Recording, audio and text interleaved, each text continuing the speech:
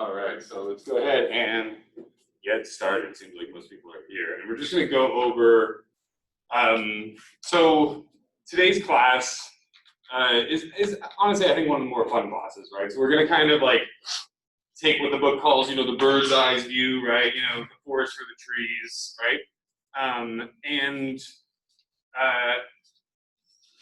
Part of that is, and so the next chapter, this is kind of the setup for the next chapter, which is, well, so we're looking at the economy in this particular way. How do we measure that? How do we kind of put numbers on that, right? So we're going to talk about it, both generally, like qualitatively, but also specifically or quantitatively, right, with actual numbers.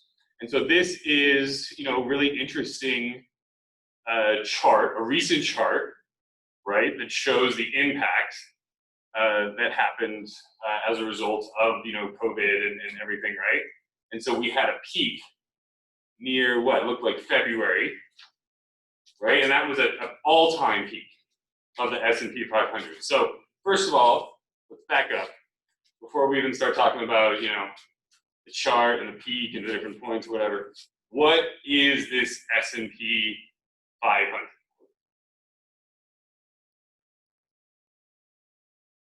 The other one, there's two main ones. It's kind of like Coke and Pepsi. The other one is the Dow Jones Industrial. The Dow Jones Industrial Index. This is one of the oldest. And so essentially it's got inertia because it's so old. Everybody, and it's kind of like had the same companies for a long time, but the Dow Jones had like Sears and companies, right? That like, used to be the corporation, the company, right? They would sell everything, homes and all sorts of, right? They were the first mail order catalog. They were the Amazon of the day. And now they're, in the dustbin of history, right? And so the Dow Jones doesn't adapt in a similar way. It's kind of a set of specific companies, right? So this is a set of specific public, these are all public, that's important too, companies.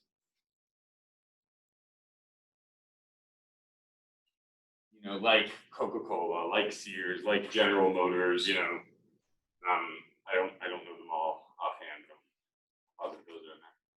Whereas, okay, back it up. What am I talking about when I'm talking about an index, right? Well, an index is telling me, how it's the performance. And when I say performance, what do I mean? I mean price changes.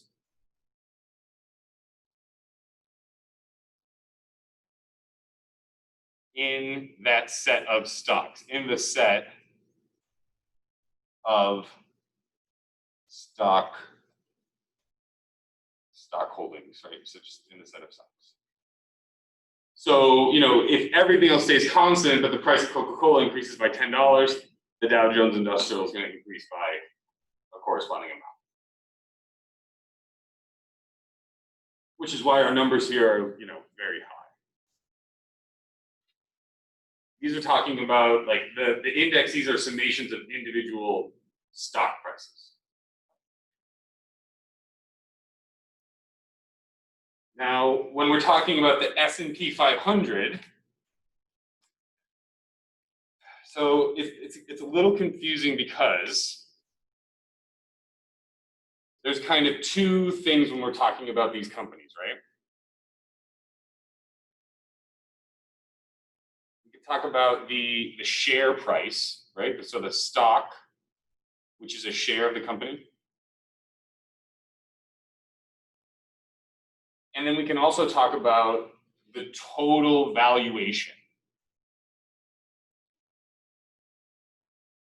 What do I mean by valuation? Valuation, right? Well, to evaluate something, right, is to solve it, right? Or to assess it, right? So a valuation, right? And what is a, to give something a value, right? So we're assigning a number to the company. And usually the way we're doing this is we're taking the number of shares and we're multiplying it by the price.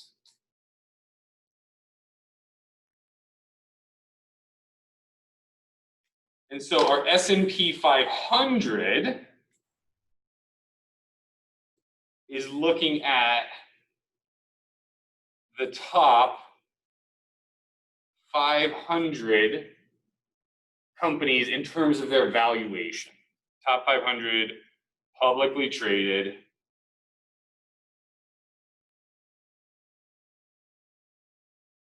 companies. And then this is according to the valuation.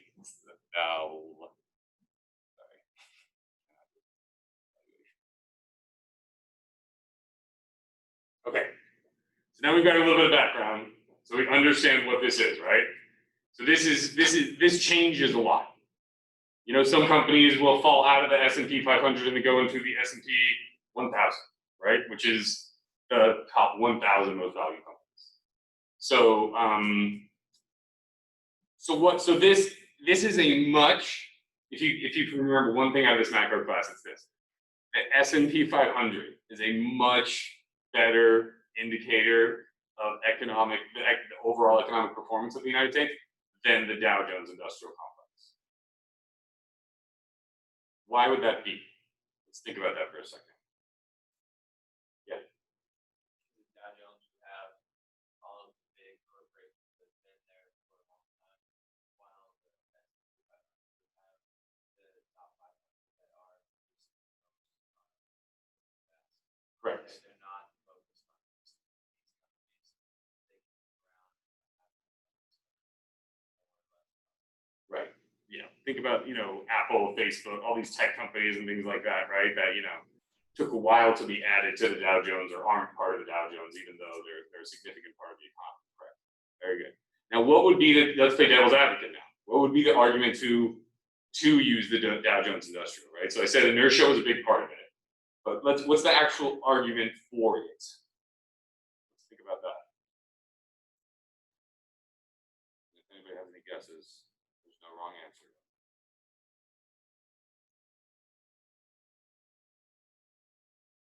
So to give a similar analysis, would it be better for me to track the amount of tutoring and amount of outside classwork of students, the same set of students over time?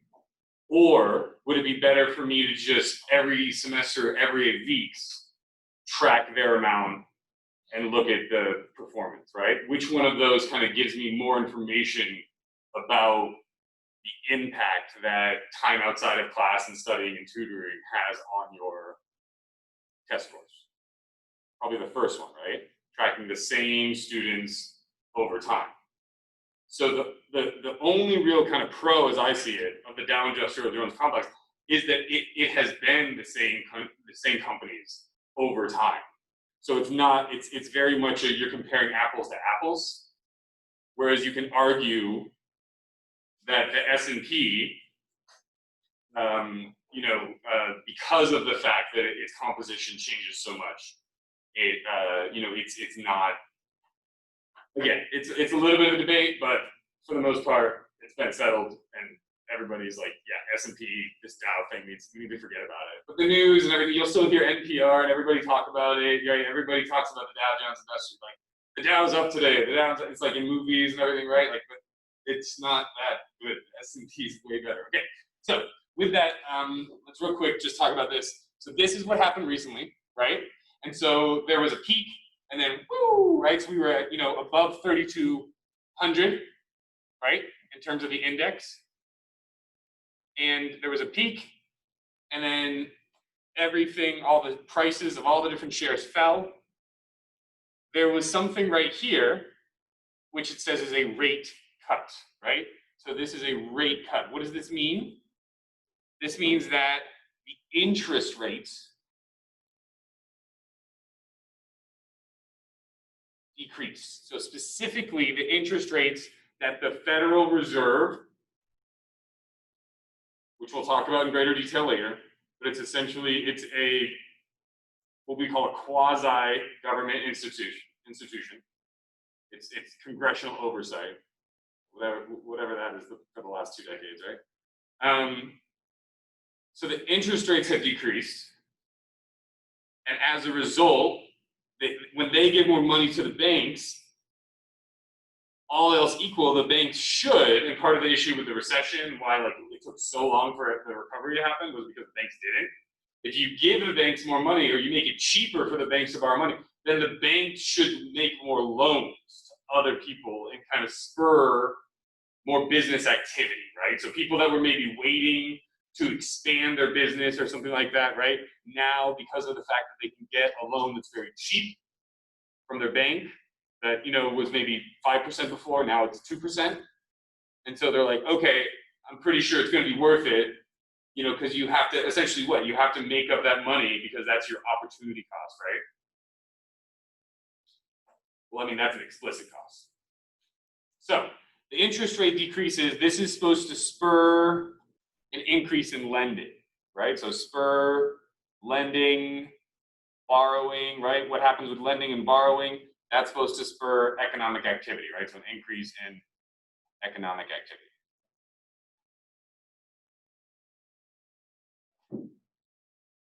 And this whole thing is one of the main ways that the Federal Reserve does what's called monetary policy.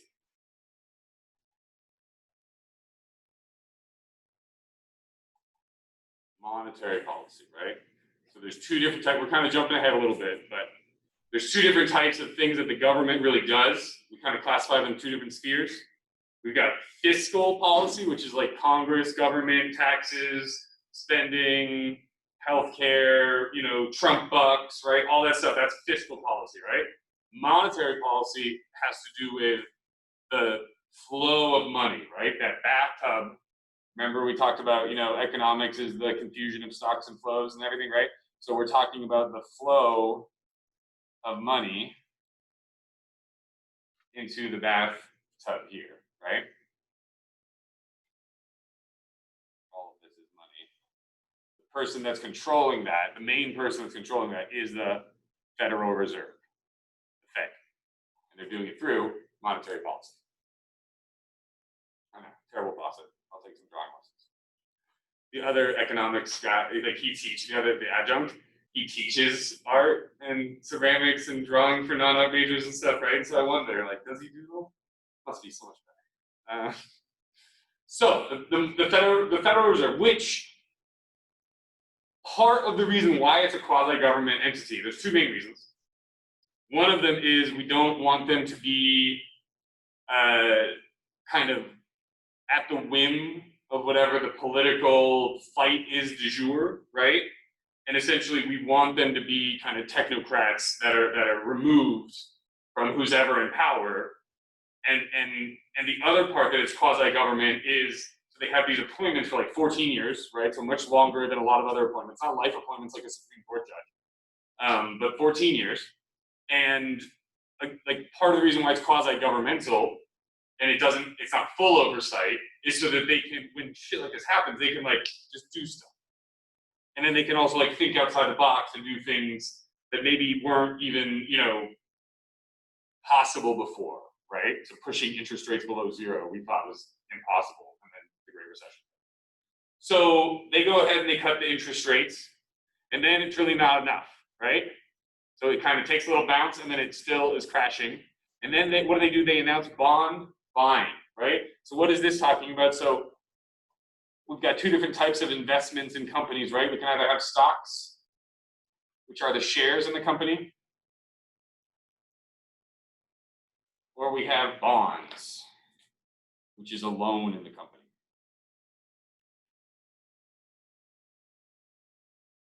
So they said, okay, this isn't working, you know, because again, you have to rely on the banks to then act. And if the banks are scared, and if the banks don't want to lend, you can't force the banks to lend, right?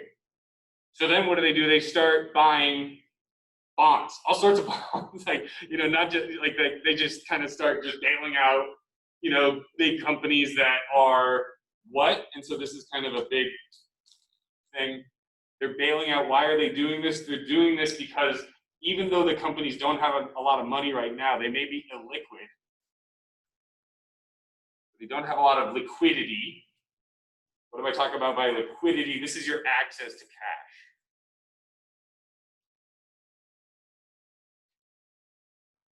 So they're illiquid, but they're solvent. What do I mean by solvent? I mean their assets are greater than their liabilities on their books, right? So they have a positive net worth.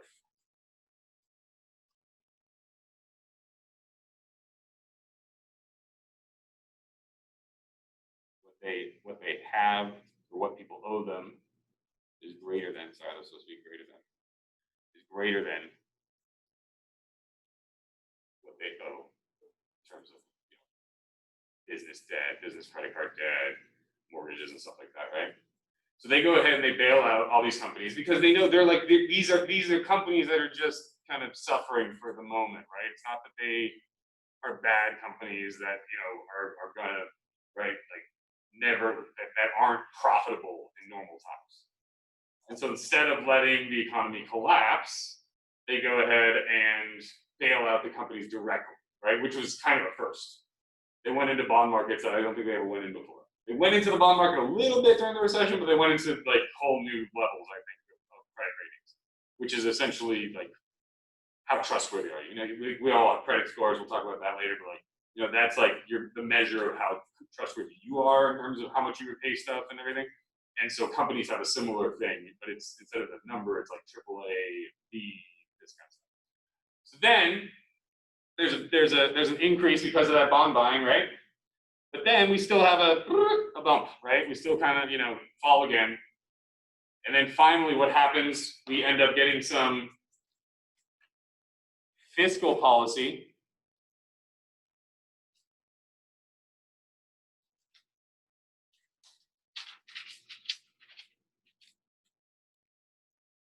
They agreed to the $2 billion stimulus in April, which was what? It was the $1,200 per person. It was the extra money for unemployment every month, right? It was the loans to the companies at 0 interest rates or low interest rates. And so then we see that the combination of this monetary and fiscal policy, combination of these things, gets us back on this upward trajectory. Not without some hiccups, right? Of course. Now, why didn't the Federal Reserve, when this happened, why didn't they go ahead and do more stuff, right? Because they saw that it was dropping. Well, essentially, it takes time. There's lags. It takes time for both the monetary policy and the fiscal policy to have an impact. And so you risk doing too much.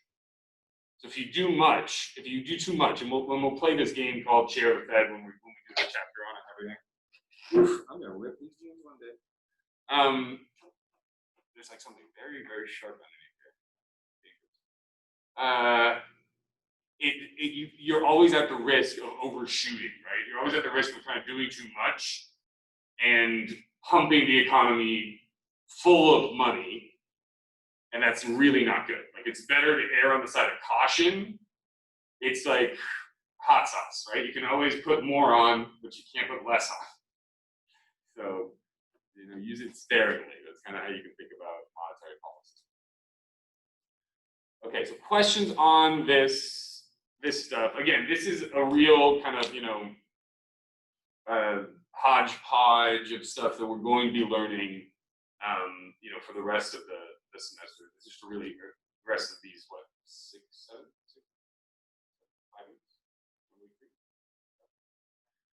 So this is a good preview of kind of, what's going on and kind of, what we should be able to, do on our own by the time that we're done. to look at something like this and be like, oh yeah, totally. This is why, and that's a result. And so what happened, and this is only updated in, well, I guess it was updated not too long ago. We crested the peak, right? We are above that previous peak. So it's not clear to see, but we are reaching all-time high levels on a weekly basis in the stock markets in a very, things are like disconnected from reality kind of way to a lot of economists. A lot of finance people are like, well, again, the companies aren't, they're still solvent, right? You know what I mean? So they're like, it makes sense that once the fear faded, that we would still continue to have positive economic progress and continue along the path that we were on. Now, of course, it's still cut the overall growth rate by a lot, but I mean, we're faring better than any other developed country in the world right now. I'm pretty certain the last data that I saw. Okay, so what are we going to do today? So essentially, we're going to be talking, we already started, but we're going to be talking about broad issues, right? Related to macro.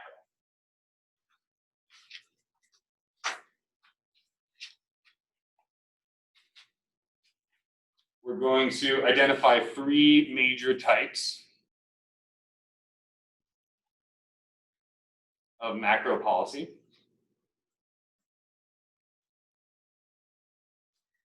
And then we're also going to talk about the difference between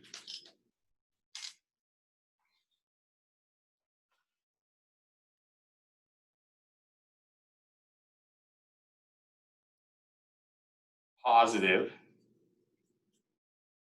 versus normative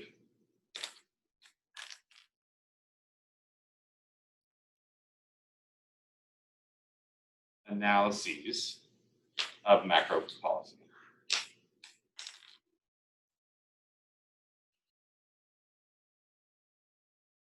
Of the policies. And then lastly, and I mean, this is something that, we should,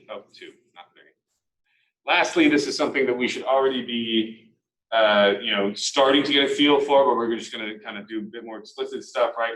How do we differentiate between the macroeconomics versus microeconomics? And then specific to macroeconomics, how is aggregation used, right? How is either summation, if you remember that term from math, right, where we add everything up.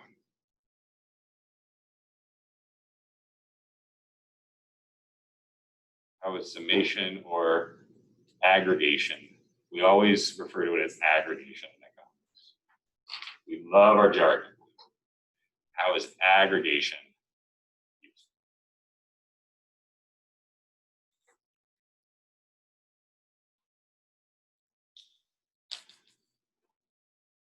All right, so quick facts. Some quick facts, right? When we talk about, the broad issues of macroeconomics, right? Essentially, the birth of macroeconomics was, well, I mean, it was the Wealth of Nations in 1776, but the birth of policy, really. Because up until then, everyone kind of the policy was open trade and let it be laissez-faire, right? Let things kind of fall the way they fall. Other people are going to get a deal on whatever that is, right? Because the assets are going to be really cheap, and that's going to spur new economic growth, right? This kind of notion of creative destruction definitely ruled the day up until the Great Depression.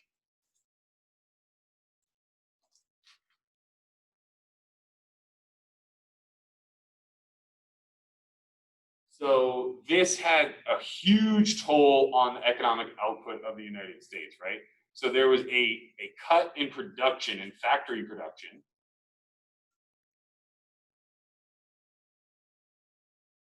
by 30%, 31%.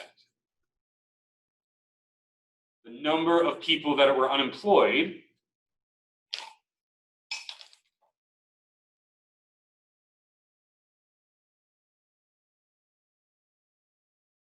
looking for a job people, right? The number tripled. And hit 25%. So 1 in 4 people in the United States wanted a job, was looking for a job actively, could not find a job.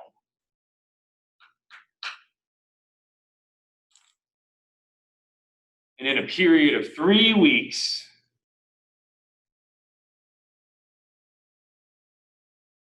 the stocks, just like the factory production went down by 31%, right? The stocks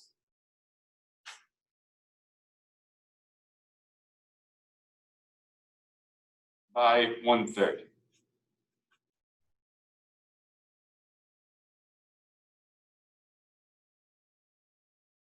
There were traders jumping out of windows in Wall Street as like a common occurrence during this period because of how stressful it was and how brutal the losses were in the stock market. And again, this is kind of before a lot of the social safety nets. So, you had people that, were trying to resell stuff on the side of the road just to make a little bit of money, resell some apples or something, right, that they found, just try anything. Different ages. I mean, it was bleak when we look at, footage from developing and emerging countries, right? And kind of, that happened to the United States during this time. And it wasn't just the United States, right? We kind of forget about this, but it was a global depression, right? So in Germany, which was not tied to the United States, right, at all in trade or anything really, nearly a third of workers were without jobs. 33%, that's pretty crazy. And on top of that, their banking system collapsed.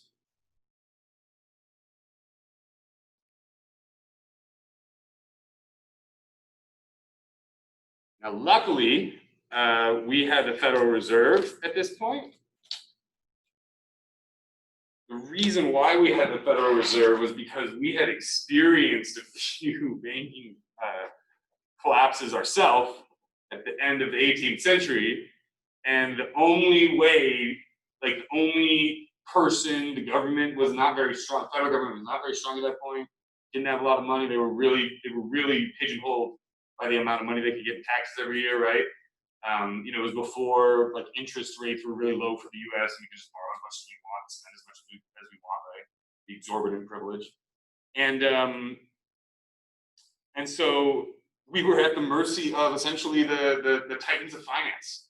Rockefeller and stuff they had to come in and be like, all right, let's figure it out. I think at one point Rockefeller locked all the CEOs of the different banks and stuff like that, and companies and government in a room. It was we're not leaving until we figure this all out. And essentially he could do that because he was the one with all the money that they needed in order to essentially recapitalize the economy. Right? And so after that happened twice, they were like, we should probably have something that has money that just does this, that acts as the lender of last resort, right? So there's another kind of buzz term that we'll talk about in a bit, lender of last resort. And so Germany's banking system collapsed because of the lack of that. And just to understand that, let me go ahead and find this video real quick. Some of you have probably seen it.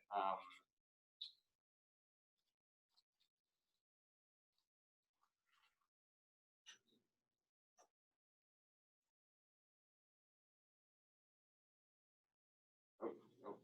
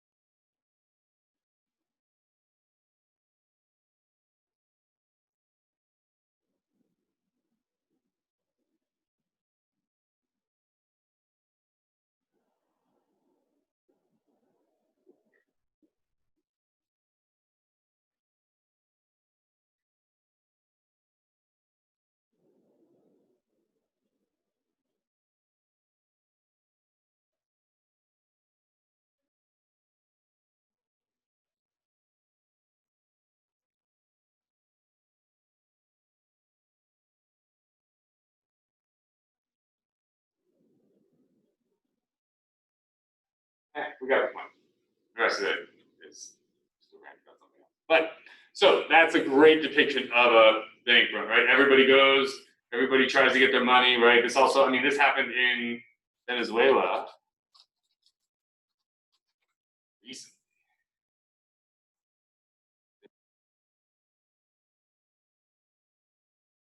Right? So everybody was lined up for the ATM. I mean, they were like lining up overnight for the ATM in order to get cash. And then the price of stuff was increasing every day by a whole bunch.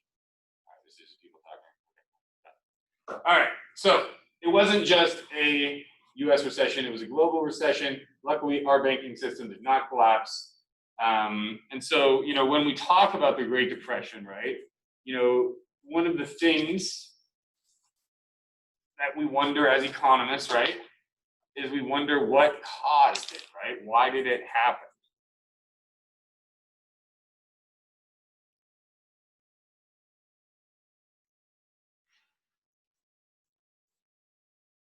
So, you know, there's a lot of different theories, right? We're not really going to get into too many right now, you know.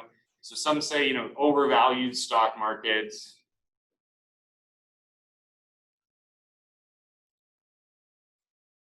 Right? This was a time where everyone was getting into the stock market. I mean, you had people that were running elevators that would get rich overnight and quit their jobs because of some stock tip that they got. You know what I mean? It was like I don't know if you guys were kind of cognizant a few years ago when Bitcoin really like busted, like, and kind of went from nothing to a lot, and now it's even more, right? It's like $11,000-$12,000, but it was at like $7,000-$8,000 for a while.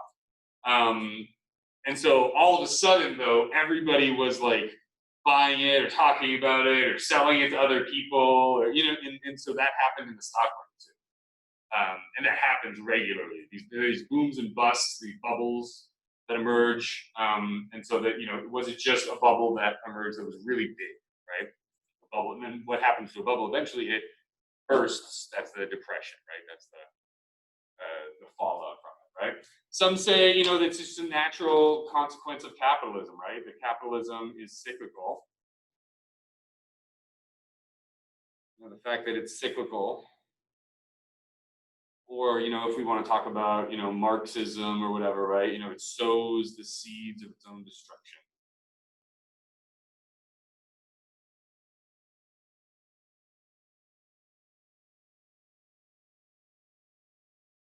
And we'll talk about this in more detail in a video that we'll watch next class, which is one of my favorite videos of all time.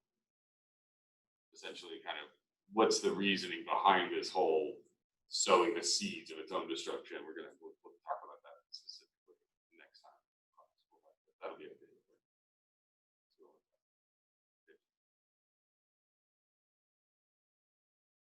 And so, what did the government do as a result? I mean, so the last one, sorry, is, you know, essentially we would say, you know, poor institutions or poor economic planning. So the people, you know, they were asleep at the wheel, right? Or they didn't have enough power. Again, this was before the United States was the dominant power in the world. We had taken over the West, right? We had the Spanish-American War. You know, we kind of like, you know, kicked out all the other superpowers on this side of the Atlantic, right? And but we still, you know, we weren't big dog at all. It wasn't until profiting off of selling arms in World War II, and then profiting off of selling arms in World War, well, both of them, profiting off selling arms in World War I, profiting off selling arms in World War II, profiting on, you know, the loans and everything and rebuilding in the aftermath of World War II. And then again, the fact that we were the only country that had zero infrastructure loss, and Europe was just, you know, crap. It was rubble.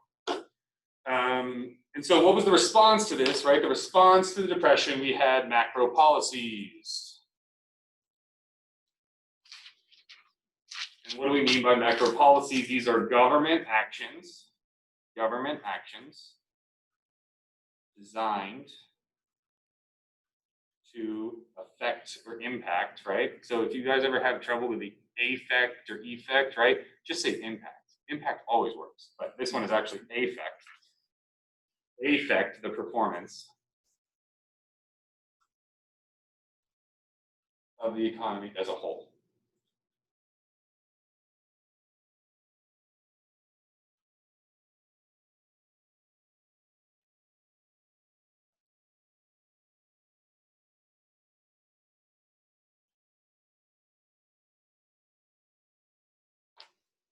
So at the end of the day, what are we really trying to improve? What's the goal of these macro policies, right? We want to increase something called the standard of living.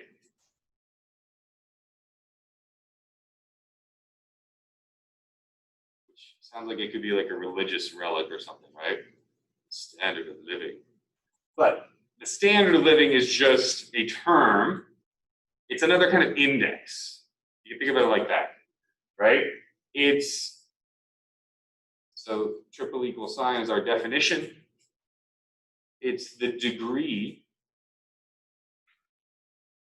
to which people have access to goods and services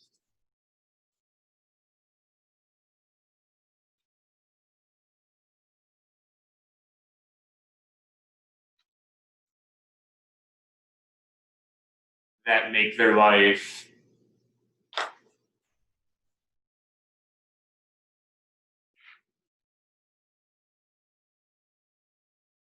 obviously better, right? Make their lives easier, healthier, safer. Oh, and more enjoyable.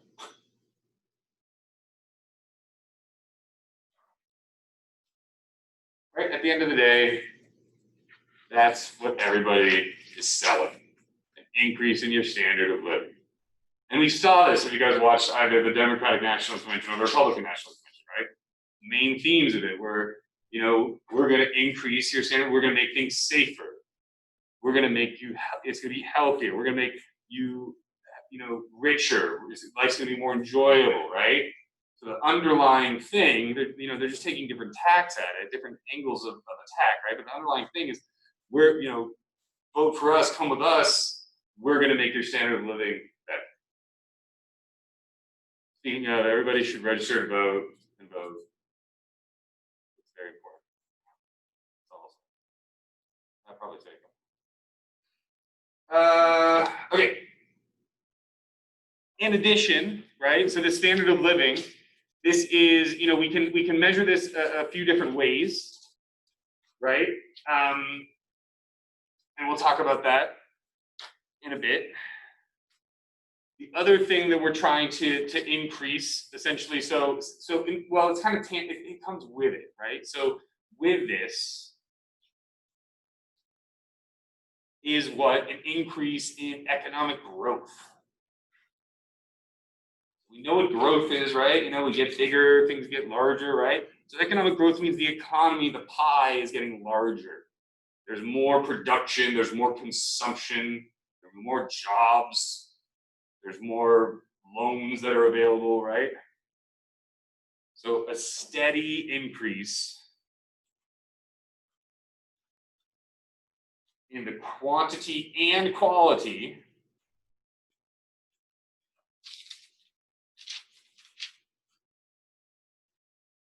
of the goods and services.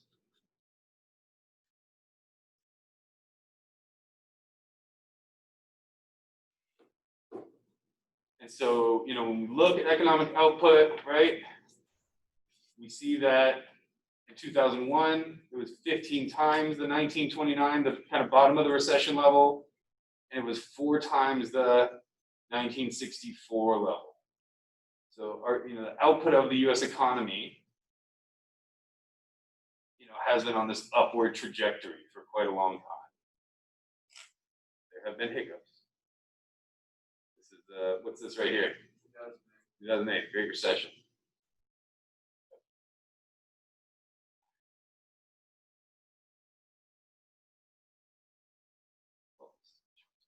All right, and so if we talk about output per person or per worker, number one, let's think about how are we measuring this? How are we measuring this? we're taking all of the output that the whole economy is providing, and we're dividing it by the number of workers, right? We keep track of that. We have data on the number of workers. And so we literally just take the number of workers and put it on the bottom, and the output, the GDP, right? The total amount of goods and services we produce every year is on the numerator, and we just divide output per worker. That to me was like very mind blowing when I learned it. So I was like, how the hell do you get that? And they're like, oh, you just take the number of. And then for person, right? That one is just everybody, kids, old people, right? Not just workers. And so what have we seen? We've seen a steady increase in the output per worker, right? Otherwise known as the productivity, from this period, from this Great Depression period. Right? Part of the reason why we don't really extend behind that is because we don't have very good data before that. And also it's just, there's a certain, you can only kind of look at so much, right? Otherwise it all sort of squishes together.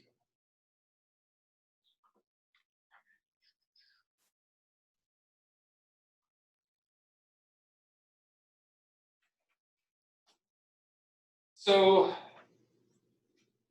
really quick, defining that, right? So our output per worker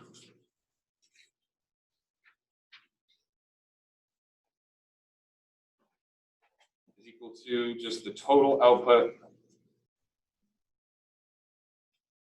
divided by the number of people employed.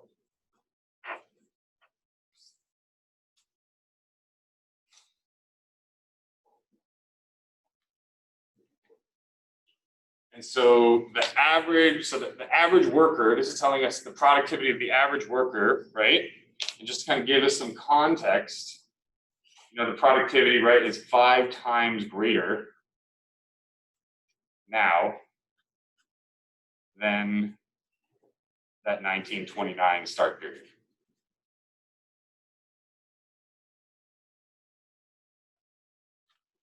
Black Friday, 1929. Truly a horrific day to have to live through.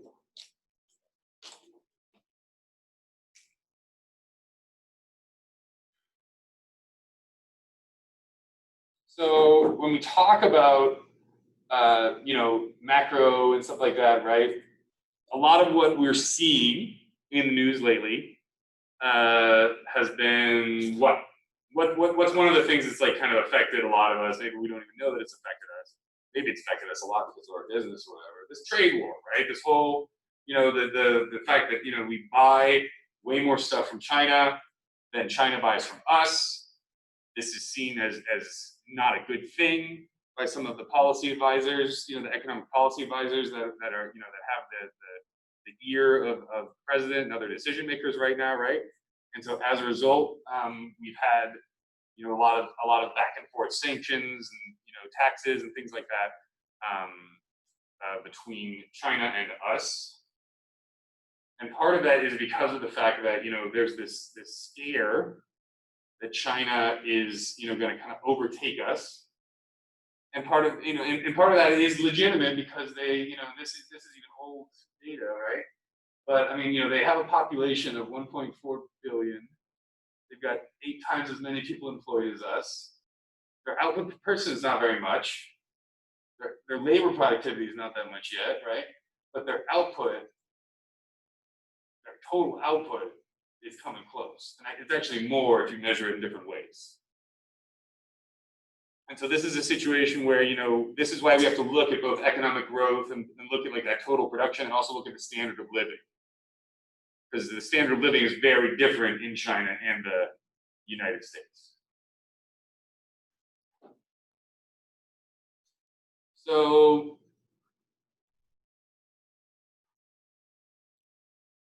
last thing that we'll talk about is the unemployment rates. So the unemployment rate, and so we'll pick up here in class on Wednesday, and we're gonna like go through the BLS, the most recent Bureau of Labor Statistics data, because this is just one of like 12 different unemployment rates.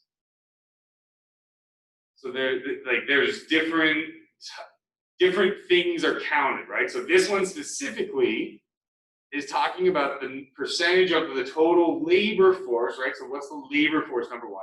Those are the people 18 to 65 that are not in college, that are that are not retired or disabled or anything like that, right? It's a percentage of that is unemployed and actively looking for a job. So if you're, part-time employed or whatever, but want a full-time job, you're not included in this because you have that part-time job.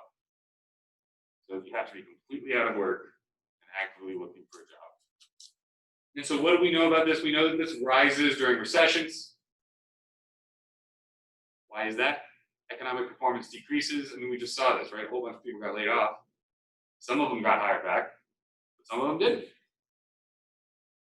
So we know that when economic output decreases, right, when we have a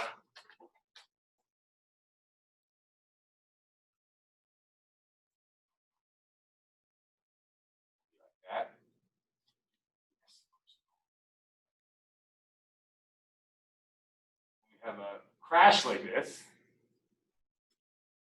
as a result, we're going to have a spike in the unemployment, right?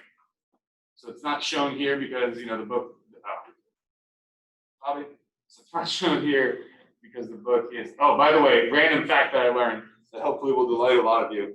So I'm a super nerd, right? And, love anime and everything, I'm totally subs versus dubs all the way, subtitles versus dubs. And that's like a total debate between nerds here about all the Japanese stuff. And I learned this weekend that the Japanese all debate about the subs versus dubs of King of the Hill. They love King of the Hill, and they have the same kind of like, no, the dub version's better, no, the sub version's better kind of thing. So that's my little tidbit of fun nerd information for you today. But that's it. We'll pick up here in class on Wednesday and talk about the unemployment rate and look at the actual unemployment rate recently and see what's going on.